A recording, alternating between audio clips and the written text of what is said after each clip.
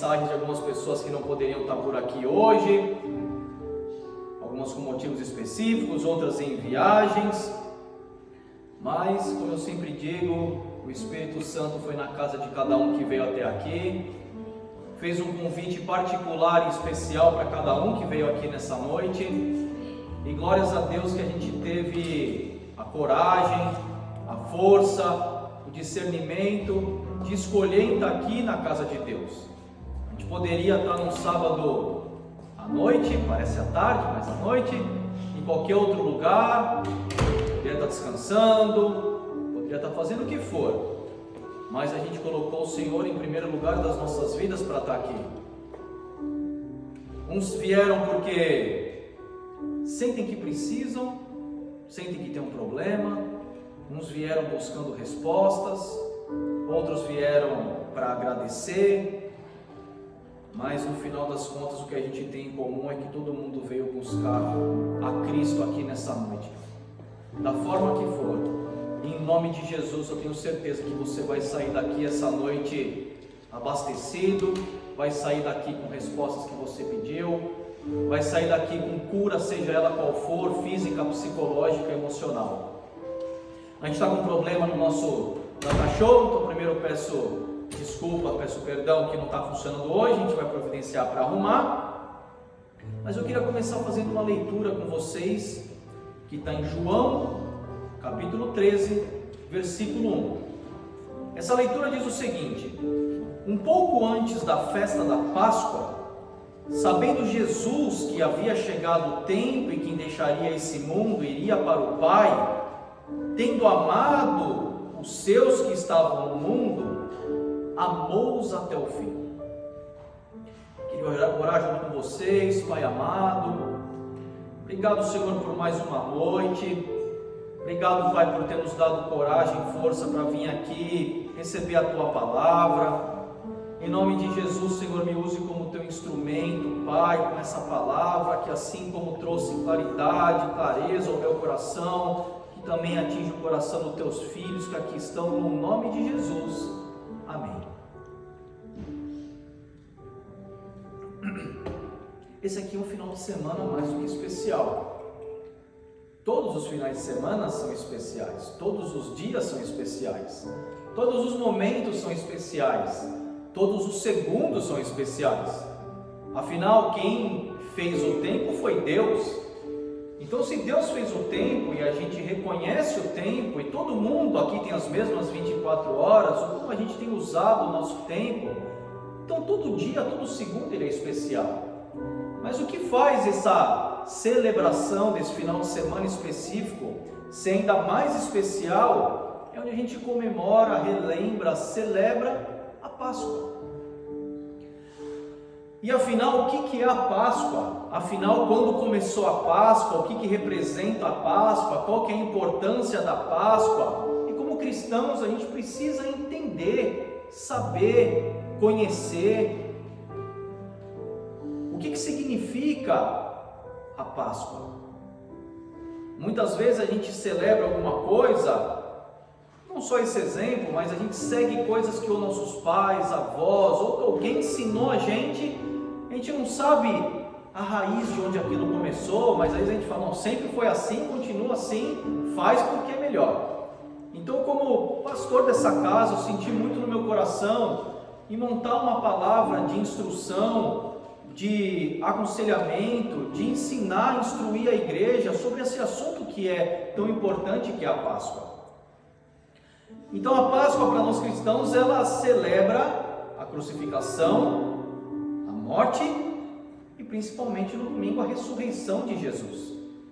Mas olha que interessante, a gente acabou de ler aqui em João 13:1 que teria a festa da Páscoa.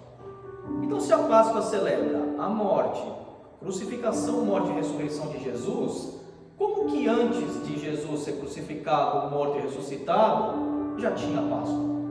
Porque a Bíblia falou, um pouco antes da festa da Páscoa, sabendo que Jesus havia chegado, então a Páscoa ela já existia. E a resposta é sim, já se existia uma celebração de Páscoa.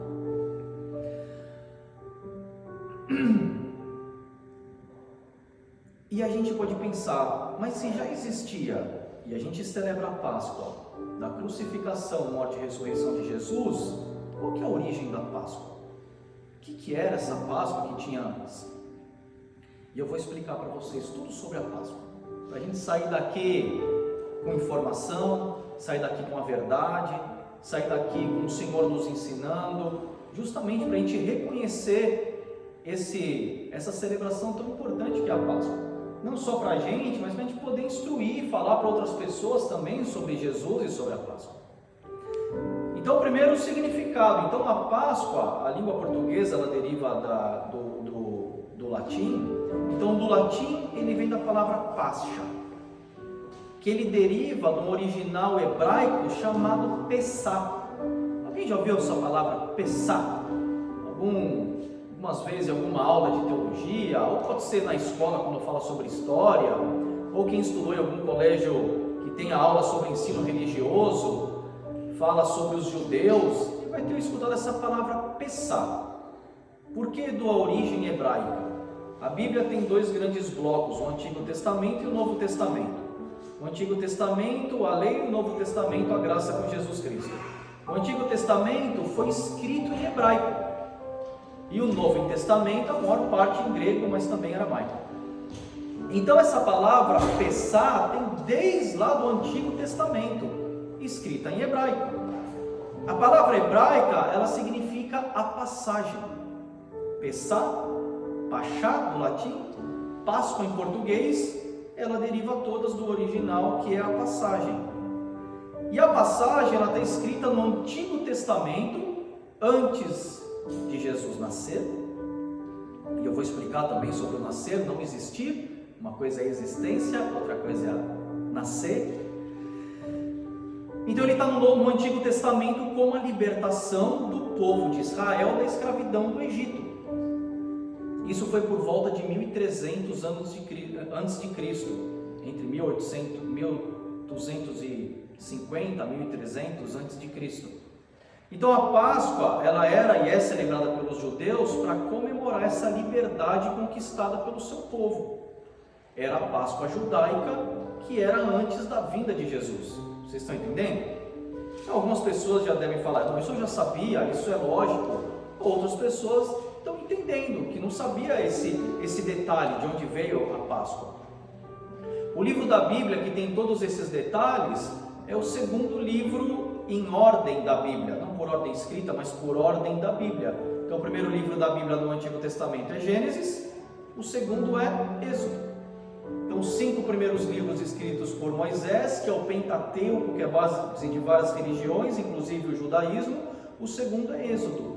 Em Êxodo tem toda essa história sobre a libertação do povo de Israel que estava escravo no Egito.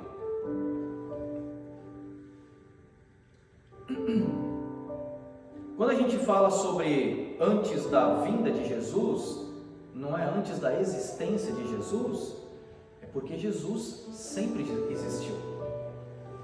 Jesus não foi criado. Jesus, ele estava com Deus na criação e ele é a criação. E Jesus, a gente acredita que a Trindade são 3 que são um: Jesus, Deus e Espírito Santo, todos sendo Deus. Então Jesus não foi criado, onde fala isso? Na própria Bíblia. Lá em João 1 fala, no princípio era aquele que era a palavra. Ele estava com Deus e era Deus. Ele estava com Deus no princípio. Então a Bíblia explica para a gente que a existência de Jesus, ela já existia. Desculpa, eu estou com a garganta um pouco ruim. Agora, a gente vai estudar uma teologia juntos, de uma forma simples, comparando o Antigo e o Novo Testamento. Durante tanto tempo da escrita de um para o outro, alguns livros 1600 anos antes de Cristo, outros 500 até a vinda de Cristo, que seria o ano 0, o ano 1 depois de Cristo. Então a gente vai entender do Antigo ao Novo Testamento e comparar e entender a Páscoa. A gente vê 2 fatos tão distintos. Uma lá no Antigo Testamento, com Moisés livrando o povo de Israel do Egito, que estava como escravo, e depois com a ressurreição de Jesus Cristo. E a gente vê, depois de tanto tempo, usa-se a mesma Páscoa, mas essa mesma Páscoa tem muito mais semelhanças do que a gente pode imaginar. E a gente vai ver juntos sobre isso. Vocês vão ficar surpresos com o tanto de semelhança que tem entre as duas Páscoas, mesmo em tempo tão distinto, e mesmo os judeus crendo e seguindo a Páscoa judaica, e nós como cristãos celebrando a Páscoa com a ressurreição de Cristo. Então, ponto número 1, a promessa de Deus. Ambas as Páscoas, tanto a judaica quanto a Jesus, na ressurreição, veio através de uma promessa de Deus. Antes de acontecer, Deus falou. Não foi algo que aconteceu ao acaso, algo que ninguém esperava. Tanto a Páscoa judaica quanto a ressurreição de Cristo foi algo profetizado, foi algo que Deus falou. Então a gente vai andar no Antigo Testamento, principalmente em Êxodo, que é onde tem essa história de Moisés liberando o povo do Egito, e livros do Novo Testamento, onde fala sobre a história de Jesus. Se a gente pega lá em Êxodo 12, sobre a promessa de Deus, fala o seguinte: ao comerem, estejam prontos para sair, cinto no lugar, sandálias nos pés, cajado na mão, comam apressadamente, essa é a Páscoa do Senhor. Então aqui Deus já estava profetizando que o povo de Israel ia ser liberto do Egito como escravo. Assim como Deus também falou através da boca dos profetas, que também viria um Salvador, viria um Messias, viria um Emanuel, Deus conosco, viria aquele que perdoaria, que morreria pelos nossos pecados. Quando a gente olha na Bíblia, ela tem várias divisões, os 5 primeiros livros são o Pentateuco, aí tem os livros históricos, proféticos e poéticos, tem os livros dos profetas maiores, profetas menores. Então, dentro do livro dos profetas, mostram-se as profecias através de Jesus. Um profeta que teve muito escrito sobre Jesus é Isaías. Então, Isaías lá em 7,14 diz: por isso o Senhor mesmo dará a vocês um sinal, a virgem ficará grávida. Isso foi escrito lá no Antigo Testamento como uma das várias profecias sobre Jesus. Dará à luz a um filho e o chamará de Emanuel. E a tradução de Emanuel é Deus conosco, ele sendo Deus junto conosco. Então a gente vê que para as duas Páscoas teve-se uma promessa de Deus. Deus falou, Deus profetizou sobre isso. Um segundo ponto, ela fala sobre estarmos preparados. Então, tanto lá no Antigo Testamento, a Bíblia fala muitas vezes para a gente ficar atento, para a gente ficar preparado, para a gente tomar cuidado, para a gente ficar sempre atento ao Espírito Santo de Deus a nos direcionar, o caminho correto, o caminho não correto, mas o ponto é sempre estar preparado. Agora, preparado para quê? Então, lá na Páscoa judaica, em Êxodo, essa mesma palavra que eu falei, ela fala: estejam prontos para sair, cinto no lugar, sandália nos pés. Mas como que eu vou sair? Estejam prontos para sair, que vocês vão sair. Não fica vacilando, não fica se perdendo, não fica perdendo foco. Estejam prontos, porque foi uma promessa. Deus deu uma promessa. Então, com a promessa ele falou: povo, estejam prontos, que vai acontecer. Agora, quando a gente olha Jesus lá no Novo Testamento, depois de quase 2000 anos, Jesus também falou semelhante estarmos prontos e preparados. Em Mateus 24, Jesus fala: portanto vigiem, porque vocês não sabem em que dia virá o seu Senhor. Ele está falando sobre a volta de Jesus. Vigiem. O que significa o vigiar? É a gente estar, estou bem, estou seguindo, estou forte, estou firme, caí, vacilei. O que ele está dizendo? Pode ser que ele chegue na hora que a gente vacilou, a hora que a gente tropece, a hora que a gente esqueça, a hora que a gente não esteja preparado. Um pouco mais para frente ele fala: assim vocês também precisam estar preparados, porque o Filho do Homem virá numa hora em que vocês menos esperam. Ou seja, da mesma forma do Antigo Testamento, como foi feita uma promessa, o Novo também. Então a gente tem uma promessa que Jesus veio e Jesus vai voltar. A volta de Jesus, a escatologia, um dia eu posso trazer uma pregação sobre isso, é quando fala sobre o arrebatamento, é quando fala sobre o milênio, é quando fala lá na frente sobre o inferno, é quando fala sobre o céu e o inferno, é quando fala sobre a salvação. quando fala sobre o anticristo, que vocês já devem ter escutado falar, sobre a marca da besta, está tudo dentro da escatologia. Então aqui Jesus ele só está falando, você não precisa nem saber o detalhe do que é, basta você ficar atento e vigiar. Lá em Lucas 12, fala o seguinte: estejam prontos para servir e conservem acesas as suas candeias, como aqueles que esperam o seu Senhor voltar de um banquete de casamento, para que quando ele chegar e bater, possam abrir a porta imediatamente. Felizes os servos cujo Senhor os encontrar vigiando quando voltar. Eu afirmo que ele se vestirá para servir, fará que se reclinem à mesa e virá servi-los. Mesmo que ele chegue de noite ou de madrugada, felizes os servos que o Senhor encontrar preparados. Então é justamente a gente ficar atento o tempo todo.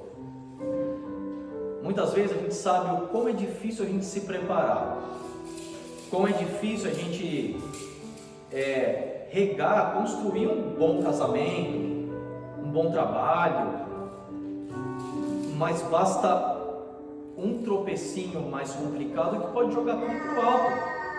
Eu conheço pessoas que tinham anos de carreira e por um tropecinho, por um procedimento, um processo, por querer ou sem querer, acabou.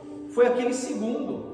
Eu conheço pessoas com temperamento mais estourado e estavam com uma vida perfeita por causa de um segundo de irritabilidade num trânsito, apertou um gatilho, atropelou alguém que não deveria fazer. Então é aqueles segundos que Satanás ele precisa. Ele não precisa de uma vida toda, ele não precisa da semana toda, basta a hora que ele pega aqueles segundos. Então é justamente isso que Jesus está falando para a gente: estejam preparados, vigiem, porque enquanto está tudo bem é tranquilo, mas a hora que não fica tudo bem, é a hora que por segundos a gente pode se perder, é a hora que por segundos a gente pode colocar em risco uma eternidade. Essa é uma frase muito real, não só por perder a cabeça, como buscar um pecado.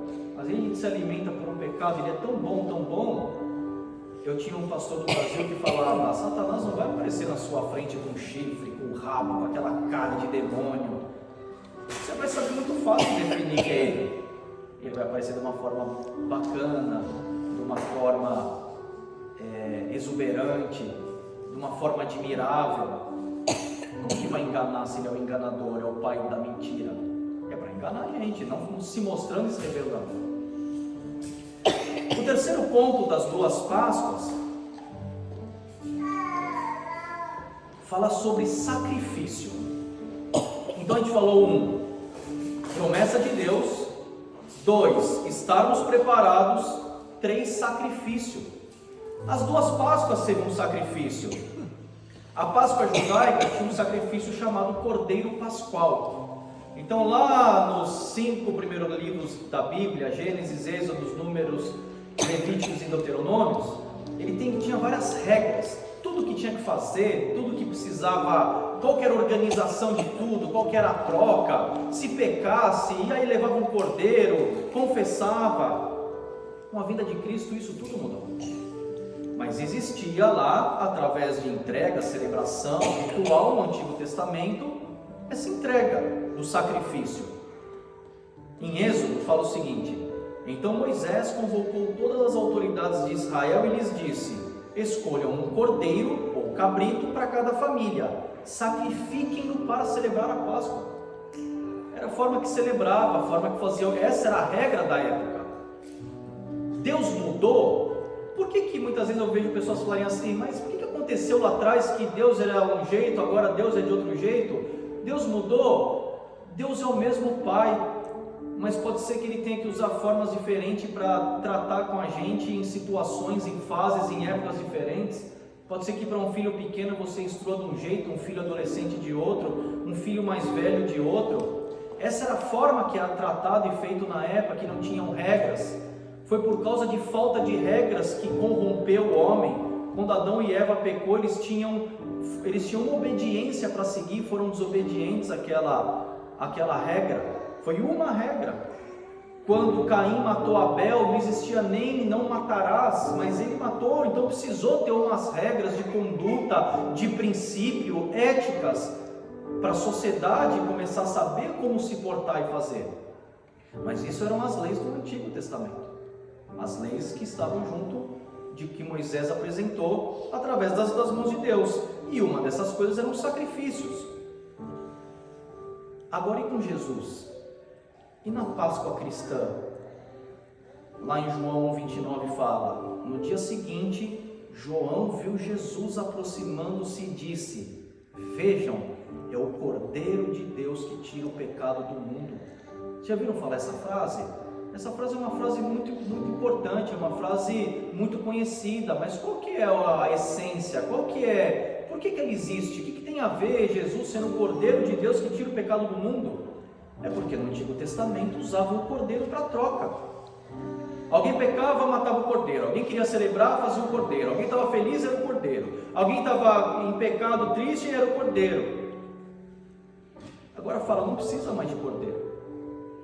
Não precisa mais ser um cordeiro puro para fazer o sacrifício. Porque ele foi o sacrifício. Ele é o Cordeiro de Deus que tira o pecado do mundo. Quando eu pergunto, por que então não faz mais o que se fazia lá no Antigo Testamento? É justamente por isso.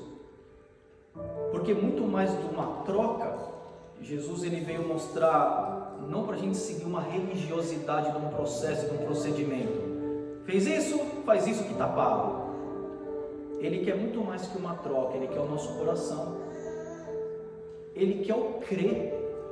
Então antes a ação era ir até o sacerdote, era apresentar, e Jesus ele está falando, eu já fui todo o sacrifício, o que eu tenho que fazer então agora? Basta crer. Muito mais do que merecer, é por amor. Antes era, você merece ou não merece? Você vai fazer, então eu vou analisar. Era um processo, um procedimento, era o que a época precisou. Agora não, agora é por amor e pela graça. Muitas das vezes Satanás quer confundir a gente, da gente pensar, eu não mereço. Jesus não morreu pelos que merecem. Jesus não veio pelos sadios, ele veio pelos doentes. Jesus ele veio por nós, pelos pecadores. Ele veio por amor. Ponto 4, escravidão. Então, se o ponto 1 foi promessa de Deus, o ponto 2, estarmos preparados, o ponto 3, um sacrifício. Agora o ponto 4 fala sobre escravidão nas duas Páscoas. Vocês estão vendo quanta semelhança tem em dois assuntos, épocas diferentes e celebrando a Páscoa. Os dois usam a palavra Páscoa. Escravidão. Na Páscoa judaica, foi a passagem, foi a libertação do povo de Israel que estava escravo no Egito. E Moisés, quando veio as pragas do Egito, tem até filme sobre as pragas do Egito, é desse texto bíblico. Que Moisés vai até Faraó e Faraó fala não. E a Bíblia fala que Jesus endureceu o coração de Faraó para ele falar não. Deus endureceu o coração de Faraó para ele falar não. E o Faraó falava não. Às vezes ele até queria falar sim, mas ele mudava de ideia e falava não. E aí vinha a primeira praga, a segunda praga, a terceira praga. Por que isso aconteceu? Deus ele falava, eu vou endurecer o coração de Faraó para o meu nome ser glorificado. E não para Moisés chegar lá e falar assim, Faraó, eu vim libertar o povo. O Faraó fala, pode levar. Todo mundo ia falar, uau, Moisés é top. Mas não, precisou acontecer tudo isso para o nome do Senhor ser glorificado. Então lá em Êxodo 12 fala, todavia quanto mais eram oprimidos, mais numerosos se tornavam o povo de Israel escravizado no Egito, e mais se espalhavam. Por isso os egípcios passaram a temer os israelitas e sujeitaram a cruel escravidão. Então era um povo próspero. A história do que o povo, porque o povo de Israel estava escravizado no Egito, acho que há uns 3, 4 meses atrás, foi lá da época de José, quando teve a bonança no Egito, quando todas as nações foram até o Egito, porque tinha acabado comida no mundo todo, pessoas começaram a entregar as terras, entregar serviço, até que entregaram elas mesmas. É melhor servir como escravo do que morrer. E aí passaram-se vários anos, veio um outro faraó, era um faraó maldoso, que sujeitou eles à cruel escravidão. Essa foi da onde, por que eles estavam escravos no Egito. Mas é interessante que no Novo Testamento também fala sobre escravidão. Então a Páscoa lá do judaica do Antigo Testamento falava de uma escravidão, de pessoas sendo maltratadas, que por causa só de uma intervenção divina elas podiam sair de lá. Mas e no Novo Testamento? O que fala sobre escravidão? Em Romanos diz o seguinte: não sabem que, quando vocês se oferecem a alguém para lhes obedecer como escravos, tornam-se escravos daquele a quem obedecem. Agora uma frase importante: escravos do pecado que leva à morte, ou da obediência que leva à justiça. Então lá atrás era uma escravidão física, que podia até trazer consequência psicológica.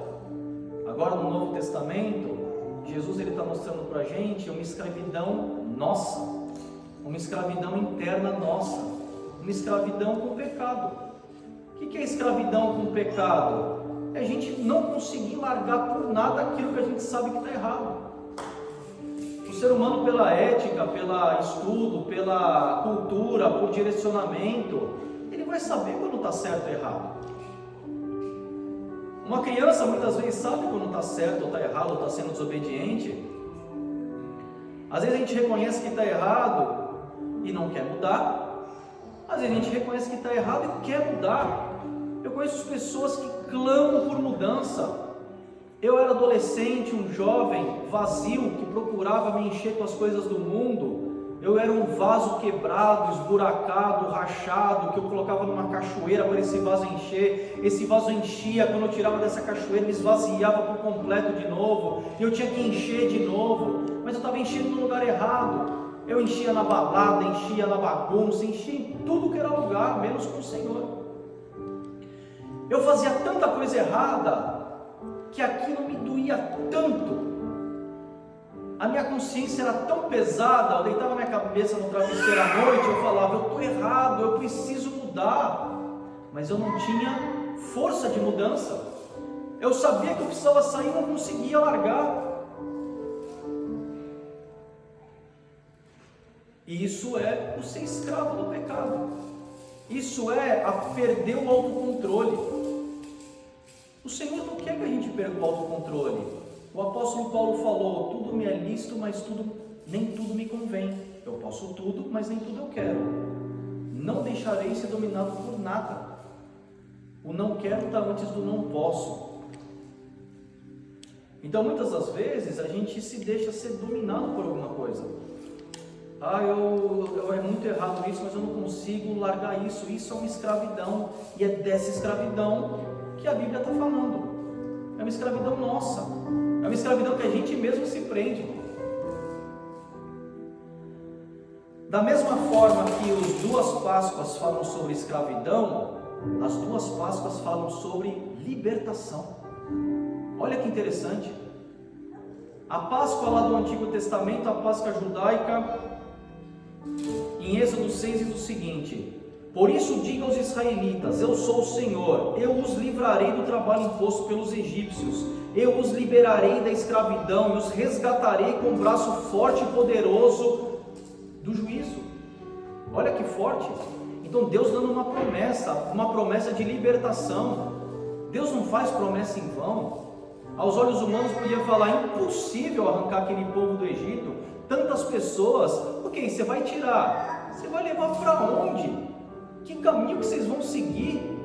Depois se consegue tirar, eles se arrependem, manda a tropa toda atrás deles, e é a hora que Moisés com Deus abre o mar vermelho. Imagina Moisés encurralado e falou, e agora? Qual a provisão? A gente foi libertado para morrer. E o Senhor fala, minha promessa não é em vão. Agora, além de tudo, eu vou mostrar algo que vocês nunca viram. E agora o mar se abre para eles passarem. A Bíblia fala que foi um anjo do Senhor na frente conduzindo. Esse anjo do Senhor, ele volta onde estão os doentes, provavelmente os idosos, as pessoas com deficiência. E aí começa a chegar a tropa de Faraó, e aí o mar começa a fechar, começa a soltar as rodas dos carros. A Bíblia fala também que eles tinham aquelas bigas, se não me engano é o nome. Então o Senhor fez uma promessa e cumpriu a promessa. Ele trouxe uma solução. Mas e que quem não quisesse atravessar? Ainda era uma decisão pessoal. Ainda era uma decisão pessoal a pessoa falar, eu quero ficar aqui no Egito. Eu não vou sair com Moisés, não tem nem para onde a gente, o que a gente vai comer, como vai alimentar tanta gente, a gente vai até um deserto. Não dá, eu vou ficar aqui. A Bíblia não fala que ninguém ficou. Na hora que veio a tropa de Faraó, podia ter dado um medo absurdo. A gente vai morrer, não tem nenhum guerreiro aqui. Era tudo escravo, eles têm armas, eles são preparados. Mas a Bíblia fala que ninguém ficou. A Bíblia fala que todo mundo seguiu. Então Deus ele apresentou uma solução de libertação, cumpriu aquilo, mas dependeu da escolha de cada um para ser liberto. Dependeu de Moisés com medo, que Moisés não queria falar com o Faraó. Moisés inicialmente ele falou, não consigo, não sei nem falar direito, manda outro. E Jesus quando ele age, Deus quando ele age no completo. Ele não queria só atuar com Moisés, queria atuar com todo o povo, não só com o povo de Israel, mas todo o povo que estava no Egito, inclusive com os egípcios.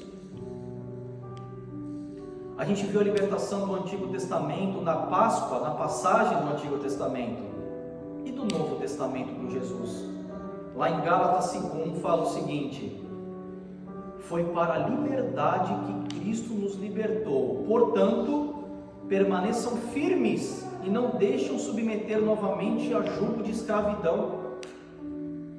Em João 8,32 fala, e conhecerão a verdade, e a verdade vos libertará. Olha só, é uma outra promessa, Deus está dando uma outra promessa. Ele fala, você vai ser liberto, eu tenho a solução de você ser liberto, mas vai depender de você, vai depender de você pela tua escolha, pelo teu livre-arbítrio, a não se submeter novamente a um jugo de escravidão. O que acontece? Na igreja só tem santo? Não. Na igreja só tem gente perfeita? Não. Se fosse assim, eu ia ser o primeiro a não estar aqui. A igreja tem pessoas que creem no Senhor e estão lutando, estão buscando, estão orando, estão intercedendo, continuam na luta. Não quer dizer que não vai ter luta. Tem luta, tem desânimo, tem desmotivação, tem medo, tem aflição. Jesus falou, no mundo tereis aflições, mas tenham um bom ânimo, eu venci o mundo. A luta vai ter. Muitas vezes a gente vê pessoas que aceitam a Jesus e tem aquele fogo, aquele primeiro amor, e por qualquer motivo Satanás joga aquela sementinha, o que a gente falou lá no começo, em vigiar, estar atento e estar preparado, e cai. Essa hora ela é uma hora complicada na vida do crente, porque quando ele já fazia isso antes, e ele aceita Jesus, é uma coisa, agora ele já aceitou Jesus, e ele cai por qualquer motivo. Então era que Satanás consegue acusar mais ainda. É pior para o crente quando ele cai, porque o caminho de volta é mais dolorido, porque ele sabe da verdade, ele sabe a verdade que liberta, mas por qualquer motivo, por fraqueza, por qualquer motivo da vida, ele decidiu voltar para um caminho errado, um caminho de jugo de escravidão.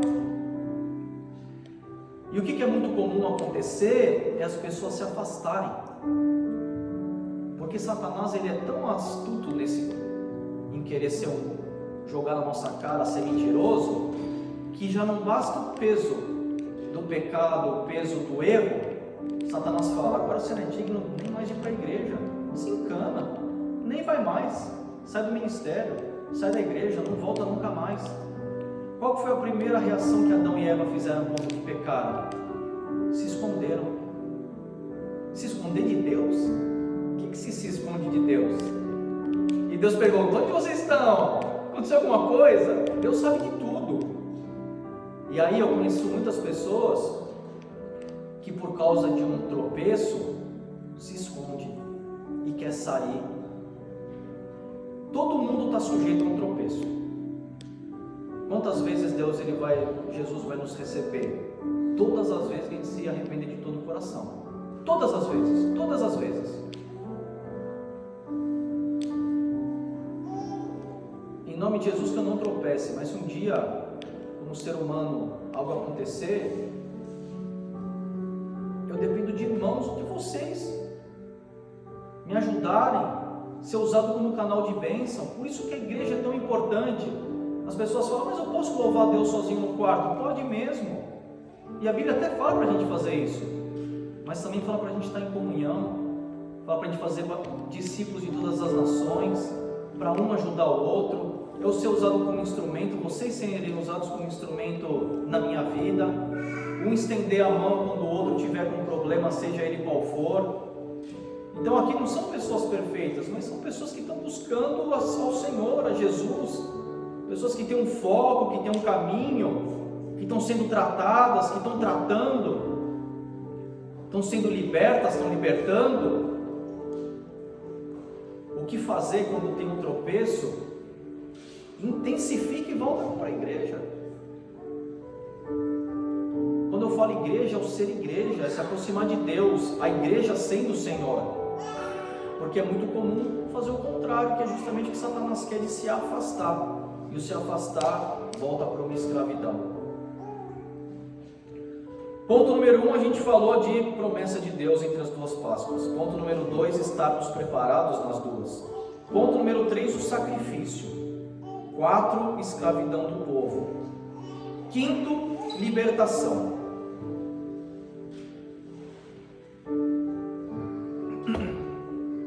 E eu vou para o último ponto agora, que é o Senhor, Ele dá uma promessa. O Senhor veio para libertar, veio para direcionar, mas nas duas Páscoas Ele ajuda e mostra o caminho, mesmo não sabendo 100%. Moisés não sabia 100% o que ia acontecer, o povo não sabia 100% o que ia acontecer, mas eles tinham uma promessa, que seriam libertos e chegariam na terra prometida. Era impossível chegar na terra prometida pelo que aconteceu sem ter uma provisão divina. Moisés não falou que eles iam passar. Deus não falou para Moisés o que eles iam passar. Deus não falou: Moisés, vai acontecer o seguinte, eu vou falar 10 vezes, aí a gente vai trazer as pragas, depois o meu plano é esse, a gente vai sair, eles vão vir atrás. Aí eu vou abrir o mar, mas fica tranquilo, Moisés, que você vai ver o mar lá, você vai ficar com medo que eles vão vir, mas você vai ter um mar que a gente vai abrir, o mar vermelho, e vai passar por lá. Depois vocês vão até o deserto, o povo vai começar a murmurar, mas eu vou estar com você, Moisés, fica tranquilo. Vocês vão ter fome, mas eu vou mandar maná do céu. Vocês vão falar: impossível, o que a gente vai comer? E a Bíblia fala que vinha o maná do céu, e não vai ter água em um deserto. Mas Moisés, fica tranquilo que a gente vai fazer sair água até de rocha. Eu vou cuidar de tudo, não vai gastar nem a sola do sapato de vocês. Não foi assim. Teve a promessa, mas não como ia acontecer. Se fala como vai acontecer, pode ser que a gente desista e fica com medo. Então, ao invés do Senhor falar o que vai acontecer, Ele fala: sejam corajosos, sejam firmes, eu estarei com vocês. Porque independente do que acontecer, a gente olhar e vai falar: é possível ou não é possível? É possível nas mãos do Senhor. Quando a Bíblia fala sobre ajudar e mostrar o caminho, na Páscoa do Antigo Testamento, na Páscoa judaica, Deus o tempo todo ajudou esse povo, o tempo todo, desde quando eles estavam no Egito, na saída do Egito, durante o deserto, até chegar na terra prometida. Uma parte da Bíblia que é muito bonita, que fala como o Senhor mostrava o caminho, falava o seguinte, em Êxodo 13: durante o dia o Senhor ia diante deles, numa coluna de nuvem, para guiá-los no caminho, e de noite numa coluna de fogo, para iluminá-los, e assim podiam caminhar de dia e de noite. A coluna de nuvem não se afastava do povo de dia, nem a coluna do fogo de noite. Então muitas vezes o povo podia estar perdido, podia estar com medo, podia se sentir sozinho, mas você vê uma coluna de nuvem direcionando, uma coluna de fogo iluminando. Essas pessoas olharam e falavam: Deus, Ele está com a gente. Mesmo assim erraram, mesmo assim murmuraram, mesmo assim pecaram, mas Deus o tempo todo junto com eles, mostrando, direcionando, dando sinais, falando: eu estou com você, eu estou junto com você. E no Novo Testamento, quando Jesus fala que não estaria mais entre eles, e Tomé perguntou: mas para onde vai? Como te encontram? Qual que é o caminho? E Jesus responde para Moisés, para Tomé e para os que estavam junto: eu sou o caminho, a verdade e a vida, e ninguém vem ao Pai a não ser por mim. Então o Senhor nos ajuda mudando o mapa. Qual que é o mapa? Eu quero chegar em tal lugar. É o mesmo mapa para tudo. Qual que é o mapa? Ele é o caminho. Ele é o caminho. O Espírito Santo são as placas. E Deus é o destino final. O Espírito Santo é aquele que o Senhor deixou conosco para nos alertar, para nos sentir. Algumas pessoas falam, meu sexto sentido está aguçado. É o Espírito Santo dentro da gente que nos mostra o que fazer, o que não fazer, que forma fazer, aquele caminho é perigoso. Olha, eu estou achando que vai ser, eu não quero ir por lá, então não vai por lá. Eu estou achando que isso é errado, então não faz aquilo que está errado. Eu estou achando que isso é certo, mesmo sendo um absurdo, eu tenho que parar agora e falar com aquela pessoa, orar por aquela pessoa, ajudar aquela pessoa. Então faça isso, que é o Espírito Santo te direcionando. Com tudo sendo caminho, sendo Jesus e o Espírito Santo nos guiando. A hora que a gente começa a querer ir para o caminho correto, o Espírito Santo é aquelas placas que fala, pare, abismo à frente, vai cair, não vá por aqui, mude o caminho, rota errada, contramão. Volta para o caminho que é Jesus.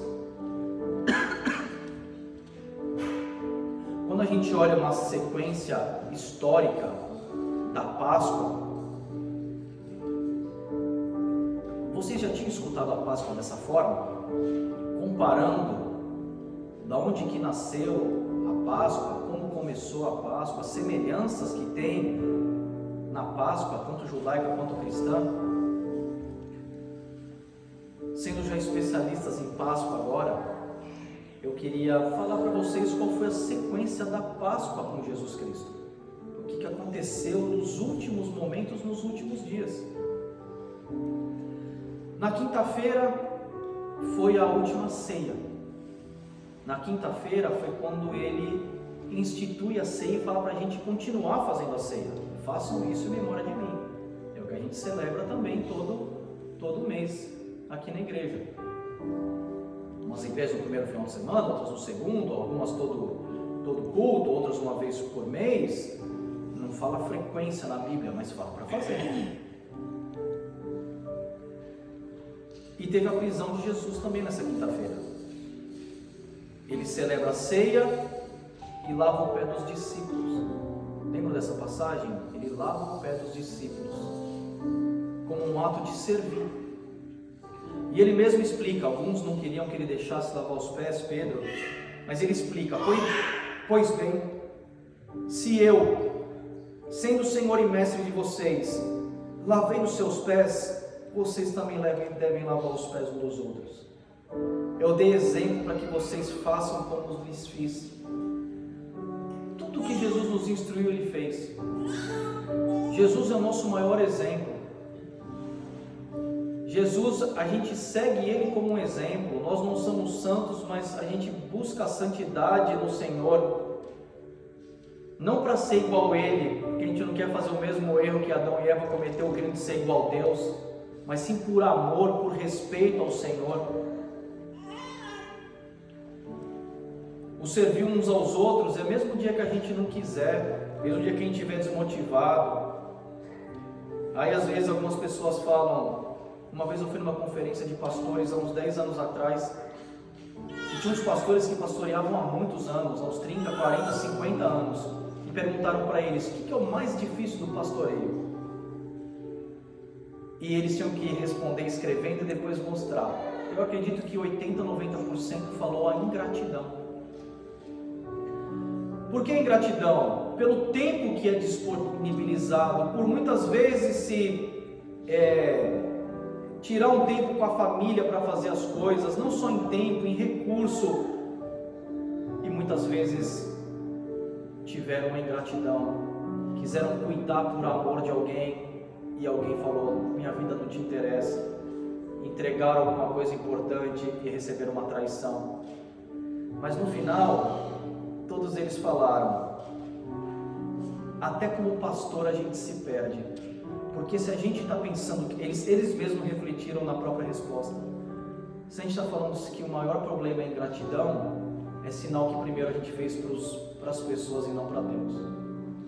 Porque quando a gente lembra que a gente está fazendo sempre primeiro para Deus, Deus nunca vai nos decepcionar. As pessoas podem ser que sim.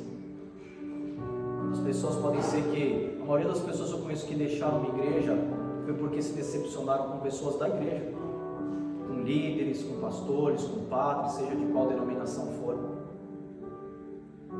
Agora o Senhor está falando, o servir. O que é o servir? Não é uma troca, não é eu faço isso para receber isso, é uma entrega. Eu vou fazer por amor.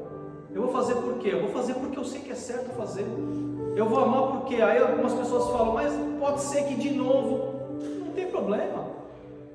E pode ser que de novo, mas pode ser que de novo eu veja pessoas sendo batizadas, vidas sendo restauradas, pessoas aceitando a Jesus, famílias sendo transformadas, pessoas sendo curadas. A gente tem testemunhado tanta coisa. E a palavra do Senhor nunca é vazia, porque o servir sempre fica uma semente. Na sexta-feira vem a crucificação e a morte. Jesus é levado até Pilatos, é quando pedem para decidir Barrabás ou Jesus, e a população vota para liberar Barrabás e condenar Jesus. Ele é julgado, condenado, açoitado, ele é crucificado por volta das 9 e morre por volta das 15. No sábado tem o sepultamento. Jesus é sepultado num túmulo e colocado numa pedra que é selada. Mas veio o domingo de Páscoa.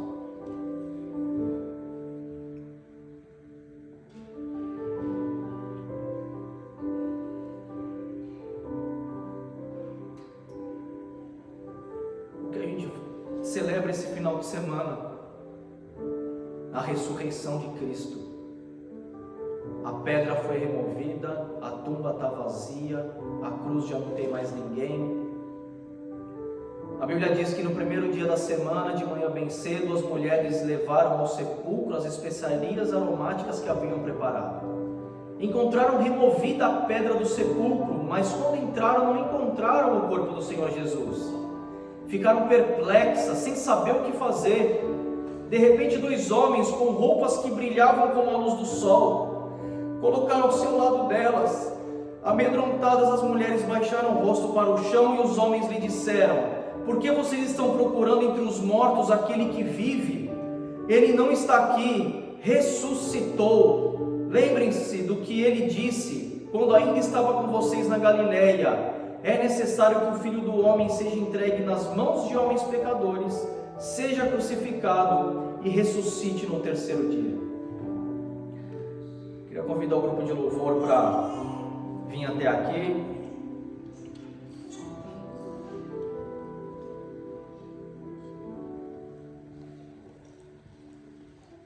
Assim como durante